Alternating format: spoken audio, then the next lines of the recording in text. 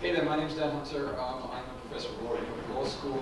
This is a great opportunity for me to talk about something which I've been playing around with for a long time. I'm a trademark lawyer as well as a guy that does a lot of cyberspace kind of stuff and internet things. I've spent a lot of time looking at virtual communities and playing a lot of World of Warcraft.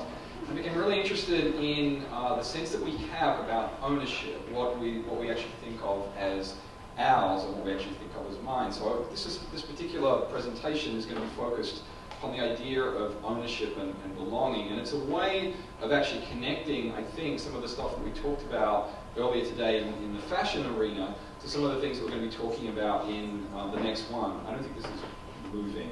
I could be wrong. Okay, so the conference theme is the changing nature of the public.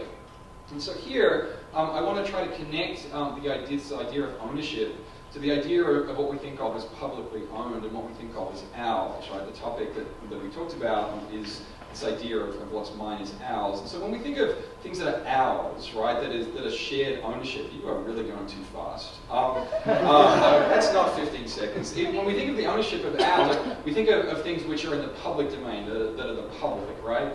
So here we're actually looking at some examples of fisheries or a forest, but also of open source communities, right? And so people think within this particular kind of arena, within the internet and social computing arena, of the idea of those things which are open source, which we all actually share and people are giving it away. So why do people give this stuff away? And there's a perception, I think, that this is in part altruistic, in part a kind of like a religious or ideological kind of conception, but I want to present a different kind of conception. These are Louis Vuitton cases which were auctioned recently. They were Elizabeth Taylor's. It's pretty clear whose they were, right? They were hers.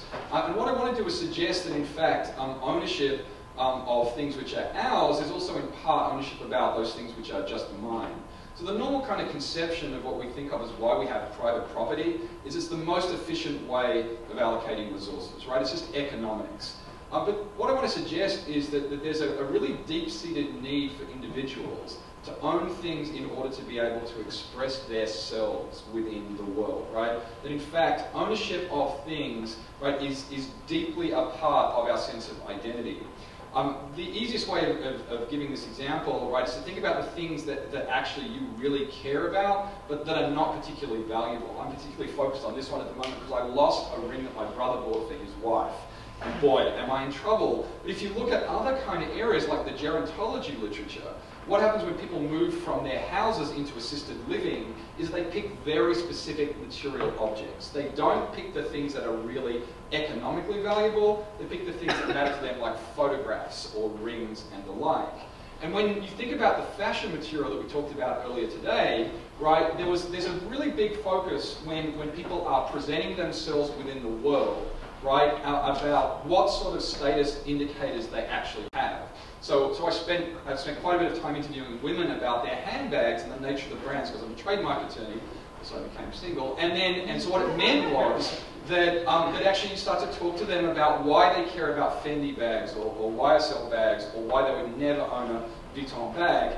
And this was interesting to me in the way in which they actually presented this, that it was part of their self-expression, because when, in my previous life, I actually spent a lot of time talking to players in World of Warcraft about why they took particular interest and love of these particular mounts or this particular sword, and it wasn't about the statistics, the attributes that these things generated. It was about forms of self-expression and meaning within those particular arenas. And we see this in lots of areas that's not just online or brands and so on. You know, the Northwestern American Indian tradition of potlatch, where a tribe would actually destroy items in order to be able to demonstrate how powerful they were, is really a significant part of personal possession within that particular arena.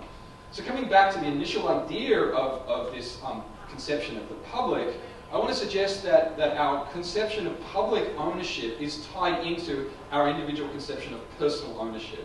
That even though I don't own Central Park, I have no exclusive right to it, that in fact I have a really, really strong sense of personal ownership of certain spaces within there, in the same way as I have a really strong sense of personal ownership of bars that I don't also own, right? These are places that are mine, these are things which are somehow mine. So the idea that I want to suggest here is that the conception of the public and what amounts to commons and open source and all the sorts of things that we really care about with this arena is really about a shared sense of this thing is mine collectively, right? And so in fact, we're not talking about a religious or an altruistic sense that this is the reason why people actually contribute to these kind of arenas, that in fact they actually own it individually, but we share the conception collectively. Thanks very much.